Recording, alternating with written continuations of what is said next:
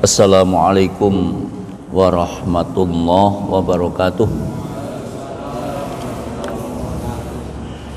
Innal hamdalillah nahmaduhu wa nasta'inuhu wa nastaghfiruh wa na'udzu billahi min syururi anfusina wa min sayyiati a'malina. May yahdihillahu fala mudhillalah wa may yudlil fala hadiyalah. Wa asyhadu an la ilaha illallah wahdahu la syarikalah wa asyhadu anna Muhammadan abduhu wa rasuluh. Allahumma shalli wa sallim wa barik ala nabiyyina Muhammad wa ala alihi wa ashabihi ajma'in. Amma ba'du. Para jemaah sekalian rahimakumullah, alhamdulillah,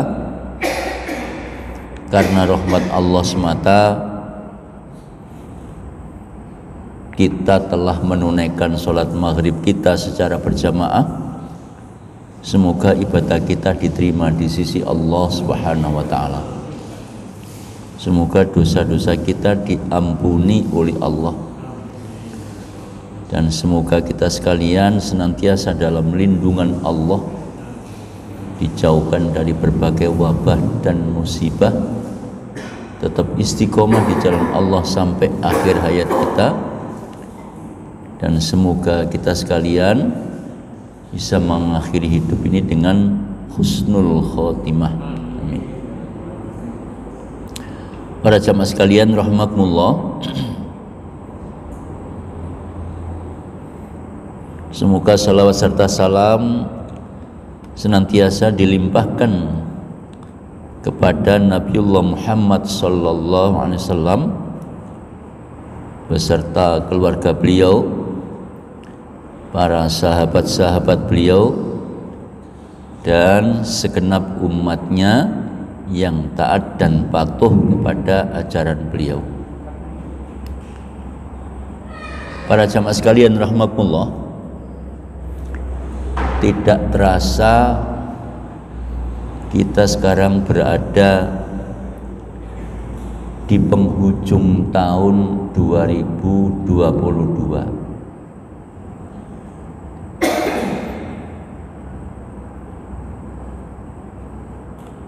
Dengan demikian maka umur kita ini terus bertambah, sementara kesempatan hidup semakin berkurang. Berkurangnya nanti cepat atau lambat itu sepenuhnya di tangan Allah Subhanahu wa ta'ala.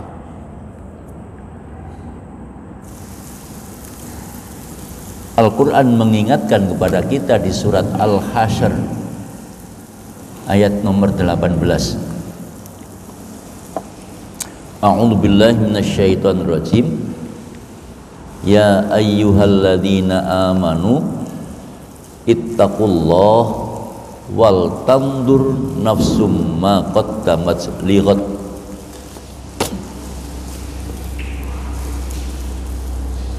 Wattaqullaha innallaha khabirum bima ta'malun.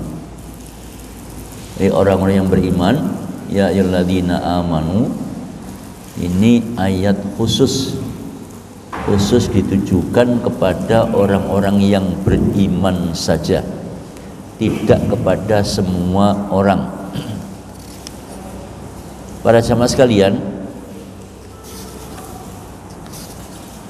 orang-orang yang beriman adalah orang-orang yang membenarkan syariat Allah, orang-orang yang tidak memiliki keraguan sama sekali terhadap kebenaran syariat Allah. Dengan kata lain, apa yang diwahyukan oleh Allah kepada Nabi berupa agama Islam itu semua mutlak benar. Perintahnya benar, tuntunannya benar, larangannya juga benar.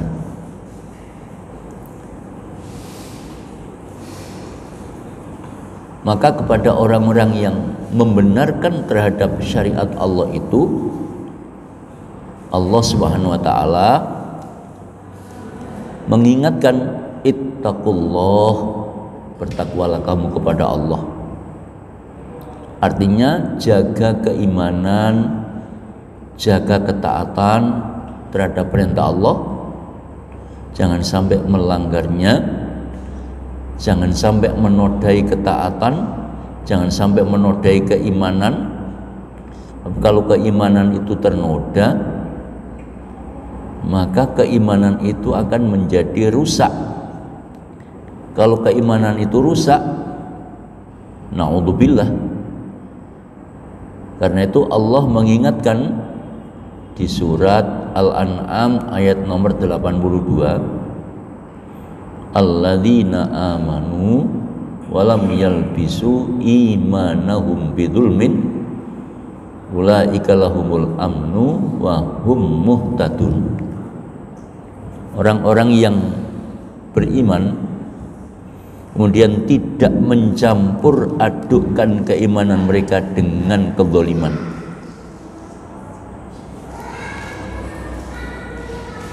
Mereka itulah orang-orang yang aman, orang-orang yang selamat, dan mereka itulah orang-orang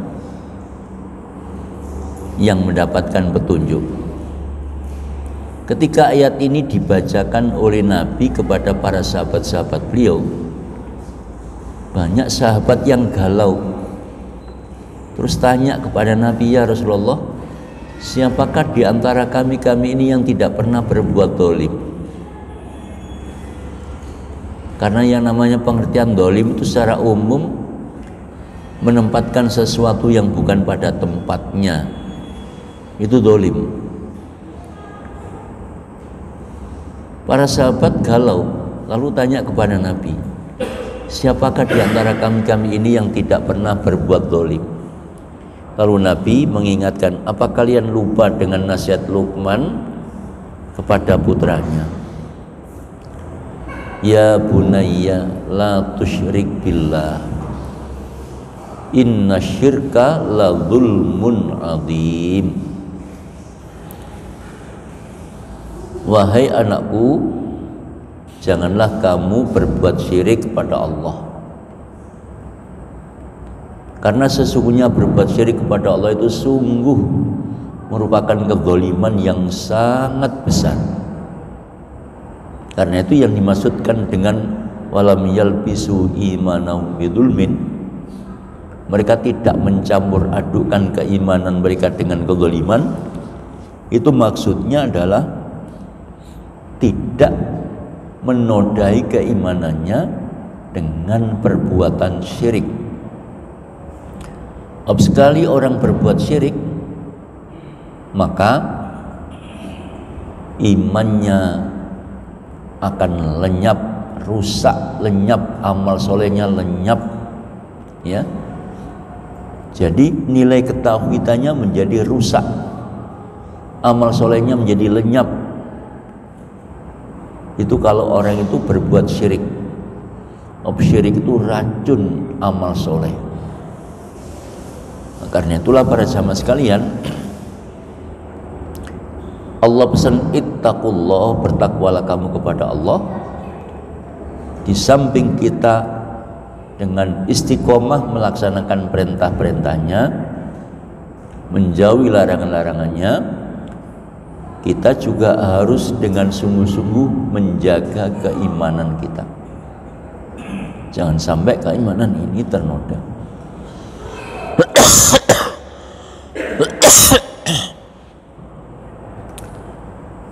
Wal tandur nafsum ma qaddamat saligat, dan hendaklah setiap individu orang-orang yang beriman itu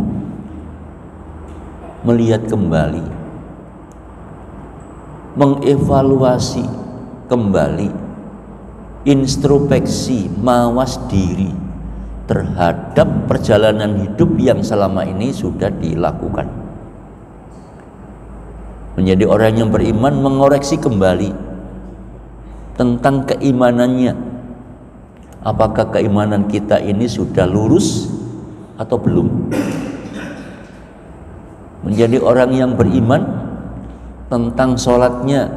Apakah sholat yang kita tunaikan itu sudah sesuai dengan aturan syariat Allah atau belum?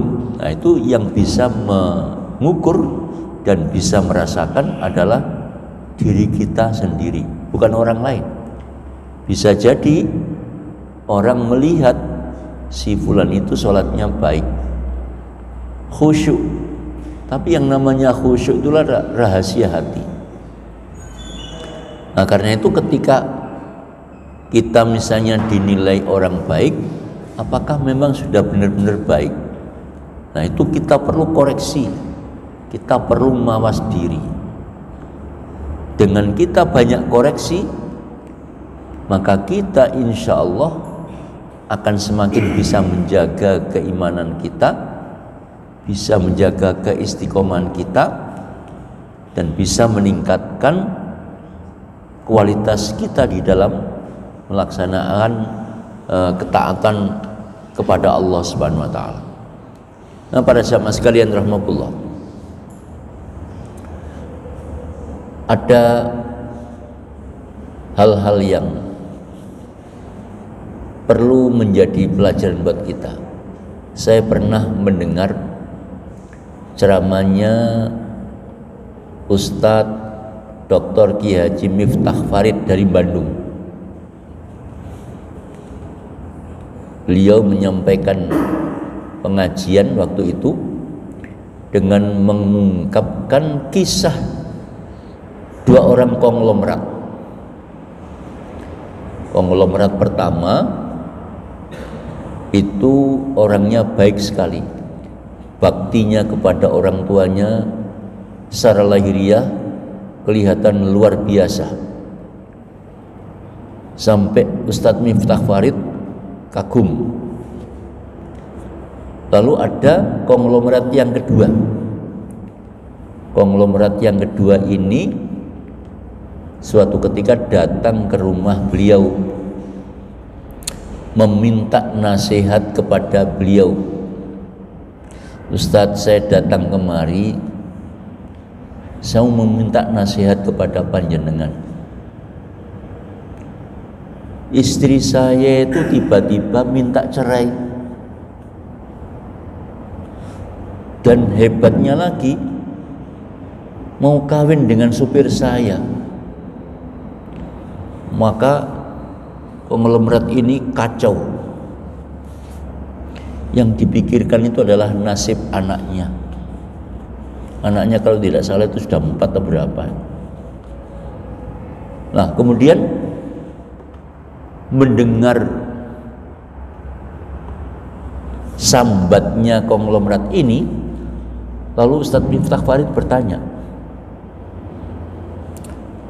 apakah panjenengan sudah membayar zakat? Sudah, Pak.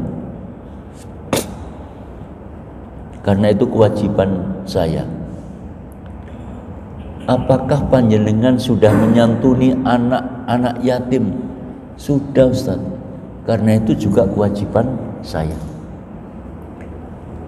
Apakah panjenengan, pertanyaan yang ketiga, apakah panjenengan pernah menyakiti orang tua?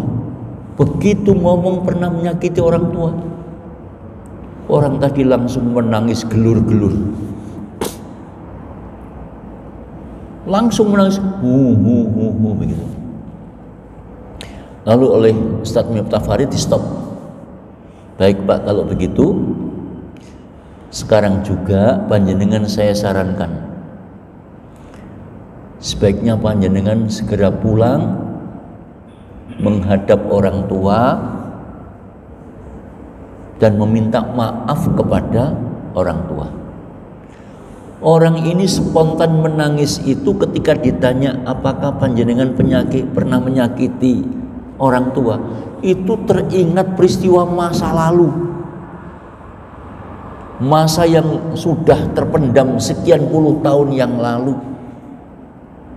Nah, inilah salah satu di antara wal tandur nafsum ma qaddamat. Periksa kembali, evaluasi lagi perjalanan hidup di masa-masa yang dulu. Nah, orang tadi itu begitu disebut apakah pernah menyakiti hati orang tua, langsung menangis gelur-gelur. Lalu di stop. Kalau begitu saya sarankan panjenengan sekarang langsung saja pulang menghadap orang tua dan meminta maaf kepada orang tua. Akhirnya langsung pulang. Begitu langsung pulang, kemudian meminta maaf kepada ibunya terkait dengan sikap yang tidak terpuji pada saat menikah. Lalu ibunya memaafkan. Begitu ibunya memaafkan, orang ini terus pulang.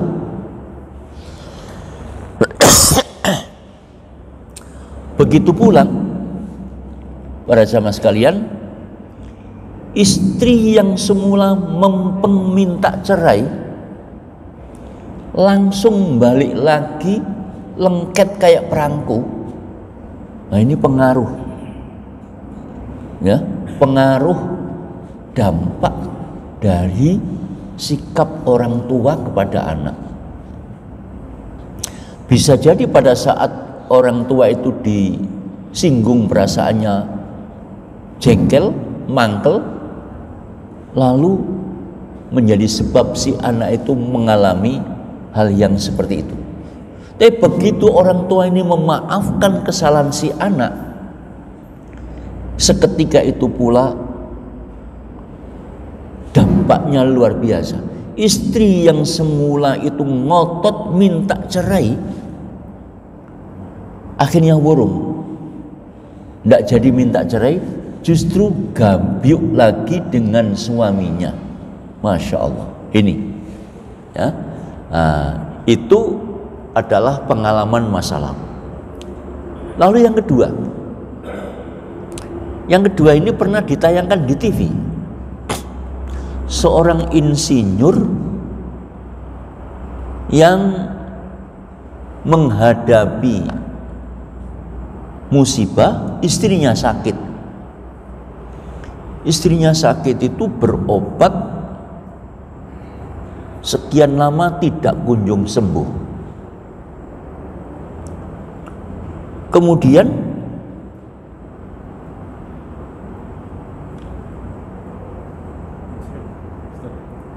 matur suwun, ampun.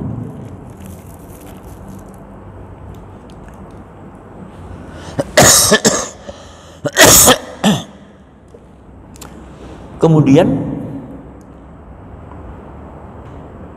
terakhir berobat kepada dokter spesialis, diperiksa sedemikian rupa dengan metode yang sudah canggih, tapi yang namanya penyakitnya istri ini tidak kunjung muncul.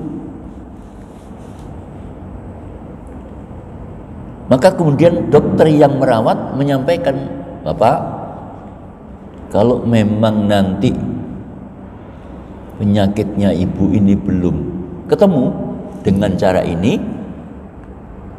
maka terpaksa nanti akan saya rujuk ke tempat yang lain, tetapi dengan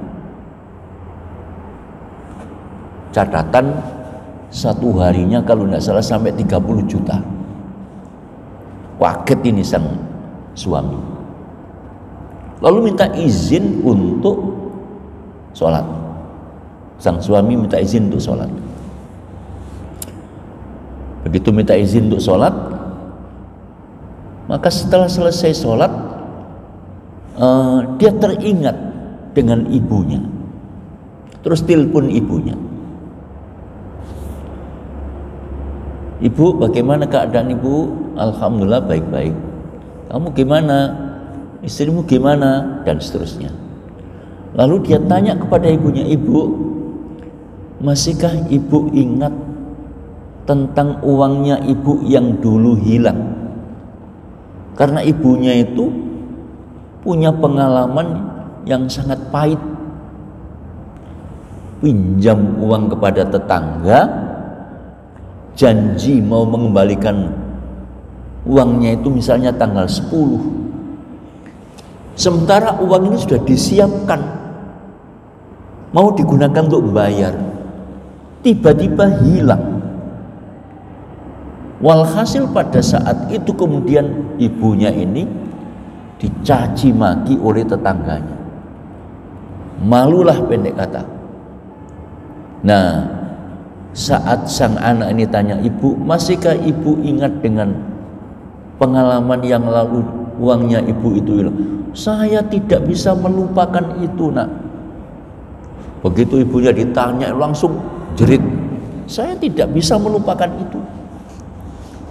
Lalu anaknya ini ngomong, ibu mohon maaf, ketahuilah dulu yang mengambil uangnya ibu itu saya. Langsung ibunya nangis. Tapi ibu, itu bukan saya gunakan untuk hal-hal yang aneh-aneh, saya gunakan untuk bayar SPP. Waktu itu dia masih sekolah. Saya gunakan untuk bayar SPP, Bu, karena saya dilecehkan teman-teman karena belum bayar. Karena itu mohon ibu berkenan untuk memaafkan saya. Lantas ibunya memaafkan. Begitu ibunya memaafkan, seketika itu pula penyakit istri ini muncul, ketemu. Nah, kemudian dokter memanggil, Bapak, alhamdulillah penyakitnya sudah ketemu.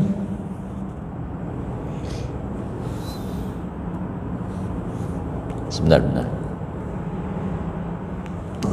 Nggih. Waalaikum. Jalan, nggih. Nggih. Nggih. Nggih insyaallah menjing. Nggih, sami-sami nggih. Nggih. Salam.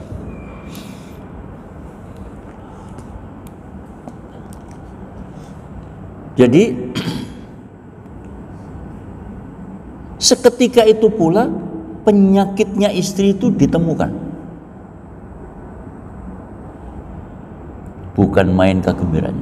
Dan itu dampak dari sikap ibu kepada anak tadi itu. Dia punya salah kepada ibunya, menjadi sebab istri yang sakit mengalami penderitaan berkepanjangan, tidak kunjung ketemu penyakitnya, tetapi setelah persoalan yang terpendam di masa yang silam jauh sekian puluh tahun, diingat-ingat di masalah apa ya aku biyen ingat tentang hal itu kepada ibunya. Lantas setelah ibunya itu memaafkan, maka penyakitnya terungkap dan dari situ kemudian sembuh. Ini diceritakan, ditayangkan di TV. Ya, ditayangkan di TV. Sengaja memang disampaikan lewat TV dengan maksud agar menjadi pelajaran buat kita semua, bahwa hubungan seorang anak dengan orang tua itu betul-betul harus dijaga dengan baik. Jangan sampai kemudian anak melukai hati orang tua. Nah, jadi pada jamaah sekalian rahmatullah, wal tandur nafsu ma qaddamat lighad, melakukan evaluasi, koreksi diri, melihat perjalanan pengalaman hidup di masa yang silam, ini menjadi penting. Ya, kalau kemudian kita telah menemukan hal-hal yang mungkin belum tepat, segera kita bisa berbenah diri, segera kita memperbaiki diri, dan kemudian diharapkan dengan itu bisa meningkatkan kualitas keimanan sekaligus amal soleh. Karena itu kemudian Allah ingatkan kembali wattaqullah, ya, wattaqullah, dan bertakwalah kamu kepada Allah. Jadi ketika telah melihat pengalaman masa lalunya, oh masih ada ini, segera berbenah. Nah, di balik itu kemudian terus meningkatkan ketakwaannya kepada Allah. Wattaqullah innallaha khabirum bima ta'malun. Sebab Allah itu maha mengetahui terhadap apapun yang pernah kita lakukan, sekecil apapun apa yang kita lakukan, itu semua terekam lengkap di sisi Allah. Kebaikan atau keburukan semua terekam lengkap. Para jamaah sekalian rahmatullah. Jadi wal tandur nafsum ma qaddamat lighad, itu kalau kemudian kita praktekkan, kita implementasikan dengan kita melihat pengalaman perjalanan hidup kita di masa yang lalu, maka itu akan menghasilkan yang positif dalam hidup kita. Karena dengan itu bisa jadi kemudian kita ini pernah melakukan perbuatan-perbuatan yang dilarang agama. Katakan misalnya perbuatan syirik. Bab syirik itu amat sangat samar. Asyirku fi hadhil ummah akhfa min namlatin min dabibin namlatis sauda. Syirik di kalangan umatku lebih samar dari semut hitam yang merayap di atas batu hitam. Karena saking samarnya, sehingga tidak bisa secara kasat mata dilihat. Nah, karena itu tidak mustahil, wong namanya kita ini manusia, bisa jadi kemudian orang itu dalam perjalanan masa lalunya pernah mengalami hal-hal yang tidak terpuji. Justru dengan koreksi diri akan bisa diketahui. Berikutnya saya ingin sampaikan hadis Nabi yang mengungkapkan tentang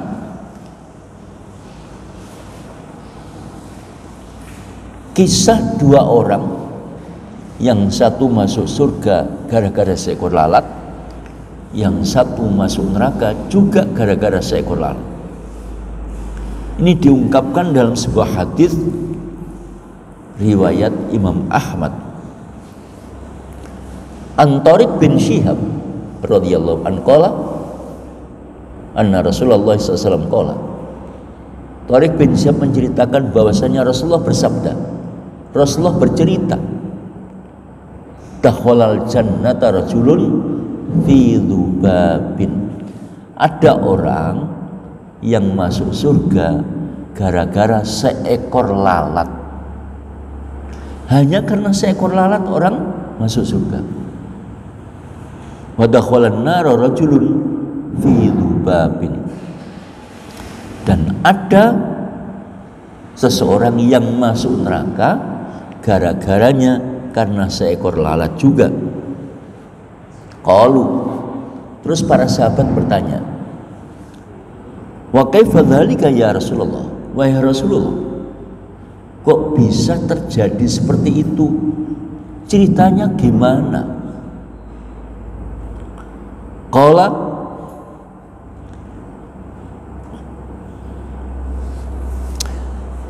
lalu Rasulullah menyampaikan, para jamaah sekalian rahimakumullah, marra rajulani ala qaumin. Ceritanya begini, ada dua orang yang melewati sebuah perkampungan yang penduduknya itu lahum sonamun, semua penyembah berhala. Penduduknya semua penyembah berhala. La yajuzu ahadun hatta yuqarriba lahu syai'an. Tidak seorang pun boleh melewati kampungnya kecuali orang yang lewat itu harus mau memberikan sesaji kepada berhala-berhala mereka. Para jamaah sekalian rahimakumullah, lalu faqalu li ahadihima, terhadap kedua orang yang lewat itu lantas masyarakat mendekati yang satu. Kalau kita gampangkan, Mas Korib, kalau sampean lewat sini, maka syaratnya sampean harus memberikan sesaji kepada Tuhan-Tuhan kami ini, berhala-berhala yang dijadikan sesembahan itu. Sampean harus kasih sesaji kepada Tuhan-Tuhan kami ini, patung-patung kami ini.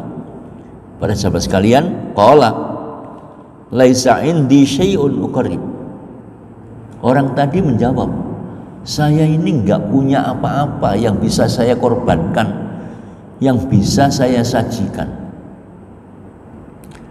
Lantas qalu qarrib walau dzubaban. Qalu lahu qarrib walau dzubaban.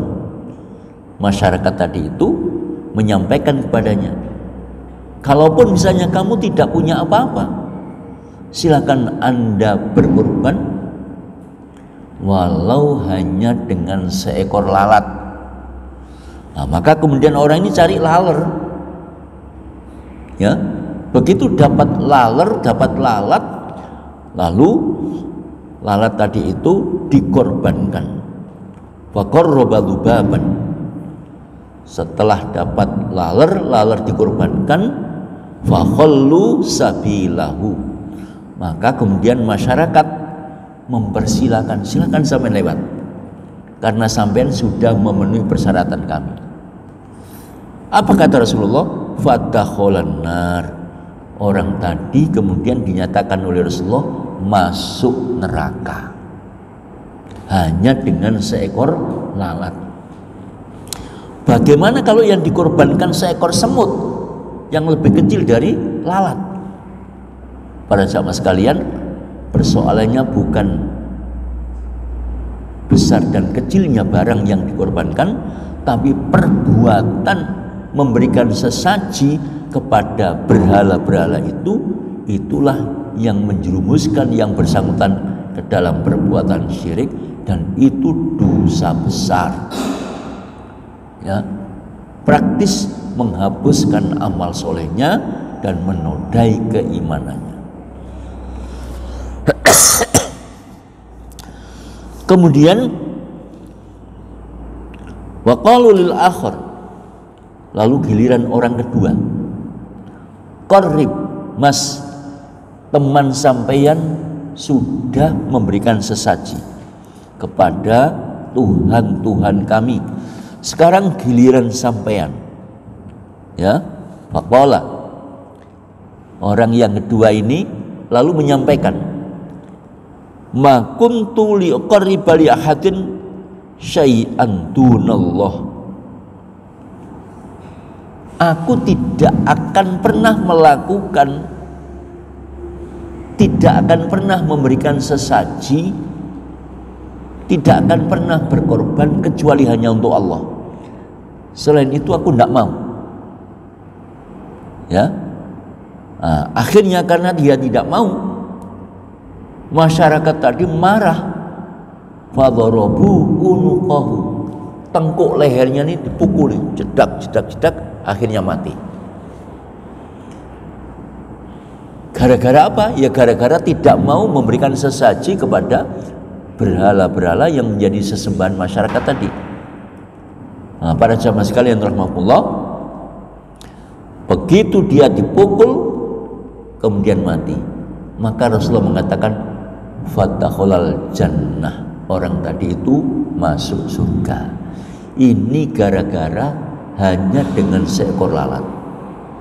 Para jamaah sekalian rahmatullah, jadi karena itu maka kewajiban kita adalah menjaga keimanan, menjaga keyakinan yang ada pada diri kita, menjaga agama kita, jangan sampai kemudian orang terjerumus ke dalam perbuatan syirik. Di surat Al-Maidah ayat nomor 72, Allah menyatakan, a'udzubillahi minasyaitonirrajim, may yusyrik billah faqad harramallahu alaihil jannah wa ma'wahun nar wa ma lidzalimina min ansor. Siapapun orangnya, baik laki-laki ataupun perempuan, kalau berbuat syirik kepada Allah, maka Allah haramkan kepadanya masuk surga. Mafhum mukhalafahnya berarti mereka akan dimasukkan ke dalam neraka. Nah, karena dimasukkan ke dalam neraka, neraka itu tempat kembali yang paling mengerikan. Ya, siapapun tidak akan bisa menolongnya. Karena itu para jamaah sekalian rahmatullah, maka setiap orang yang beriman berkewajiban sekali lagi menjaga keimanannya. Dalam hadis muttafaqun alaih,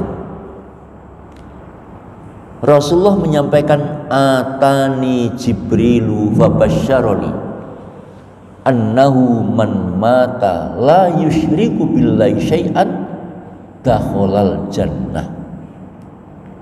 Rasulullah menyampaikan, malaikat Jibril mendatangi aku,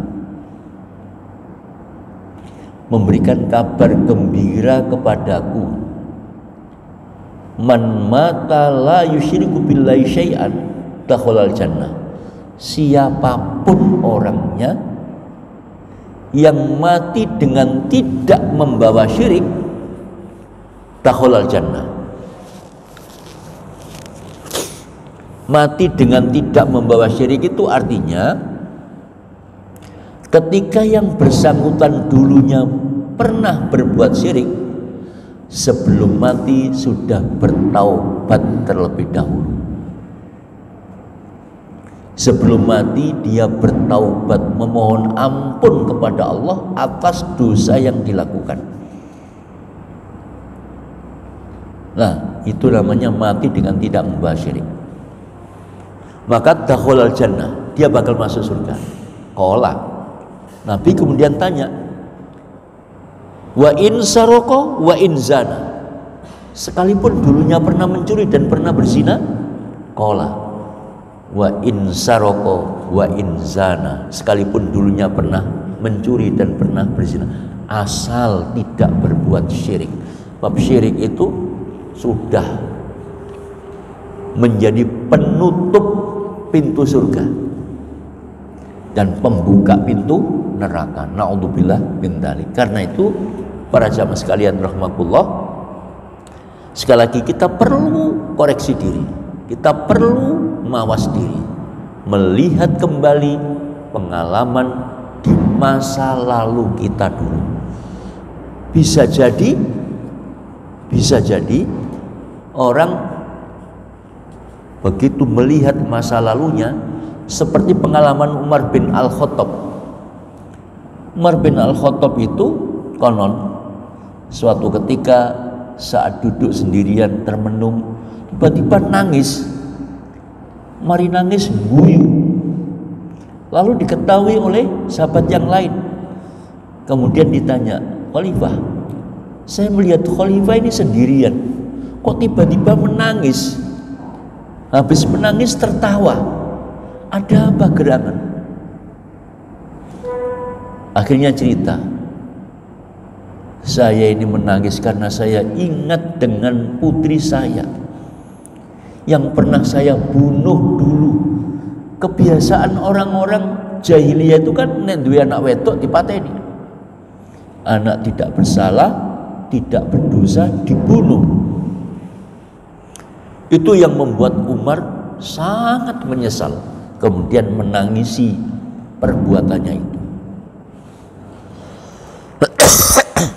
Lalu yang kedua, menangis. Kenapa menangis?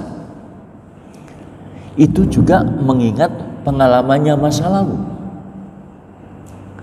Setiap orang Arab pada masa jahiliyah dulu kalau bepergian membawa Tuhan. Tuhannya itu dalam bentuk patung. Lah Umar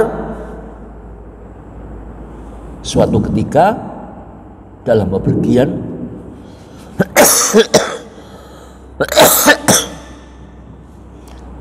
ingat Tuhannya. Begitu ingat Tuhannya, lalu turun dari kendaraannya. Kendaraannya di stop, turun dari kendaraannya, kemudian membuka koper. Begitu membuka koper untuk mengambil Tuhannya, ternyata Tuhannya ketinggalan di rumah. Nah ini, Tuhan ketinggalan. Astagfirullah. Sebentar.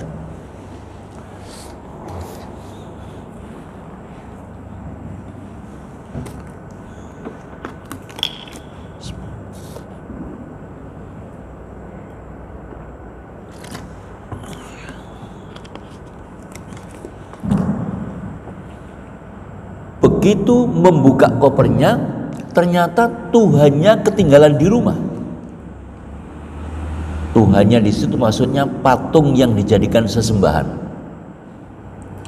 Walhasil karena dia sudah kadung rindu untuk menyembah Tuhannya, akhirnya membuat Tuhan baru. Nah, Tuhan baru itu karena tidak ada bekal lain, juadah yang menjadi bekal makanannya diempel-empel, dijadikan patung, kasih kepala, dikasih tangan, kasih badan, kaki, setelah itu disembah. Habis disembah, perutnya lapar. Begitu perutnya lapar, kepalanya dipotel. Nah, kepalanya dipotel. Waduh, Tuhanku kehilangan kepala. Nah ini. Dan seterusnya sampai kemudian Tuhannya dimakan habis. Itulah yang membuat Umar itu tertawa terbahak-bahak. Cek nemene gobloke awak dhewe. Nah itu karena melakukan evaluasi koreksi diri. Nah karena itu pada zaman sekalian rahmatullah, pesan Allah wal tandur nafsum ma qaddamat lighad, hendaknya setiap pribadi orang yang beriman melakukan koreksi diri, melihat kembali pengalaman masa lalunya. Kalau di sana sini masih ada celah, segera dibenahi. Kalau memang ada muatan-muatan dosa, bertobat memohon ampun kepada Allah agar mendapatkan maghfirahnya. Dan berikutnya berbenah untuk melakukan yang terbaik sesuai dengan petunjuk agama. Dengan begitu maka upaya untuk bisa menghadirkan husnul khotimah insya Allah bisa tercapai. Para sahabat sekalian, barangkali ini yang dapat kami sampaikan, kurang lebihnya mohon maaf. Subhanakallahumma wa bihamdika asyhadu an la ilaha illa anta astaghfiruka wa atubu ilaik. Assalamualaikum warahmatullahi wabarakatuh.